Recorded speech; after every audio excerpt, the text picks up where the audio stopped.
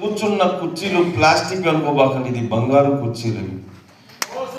ఎందుకు అంటున్నారంటే మిత్రులారా,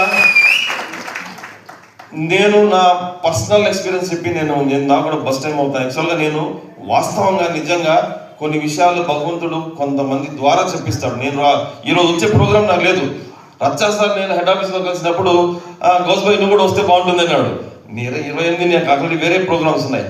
కానీ అన్ఎక్స్పెక్టెడ్గా 27వ తారీఖు నిన్న మా ఆంధ్రప్రదేశ్ మంత్రి నారాయణ గారి ఓఎస్డి గారు, వారి మిత్రులు మన మధ్యలో ఉన్నారు ఇక్కడ, కిరణ్ సార్, వారు ఒక ఆర్డర్ భారతదేశానికి మన ఆంధ్రప్రదేశ్ సంబంధించిన తడి చెత్త పొడి చెత్త ఆటోలు కానీ, లేదంటే అక్కడ సూపర్వైజర్స్కి బండ్లు కానీ, రకరకాల వాళ్ళు చెత్త ఊడ్చడానికి మిషన్లు కానీ, చెత్త ఊడుస్తారు కదా రోడ్లో చెత్త, అది కూడా మన ఏడిఎంఎస్ బండ్లే చేసి ఇవ్వండి మేము తీసుకుంటామని ముందుకు వచ్చారు సార్.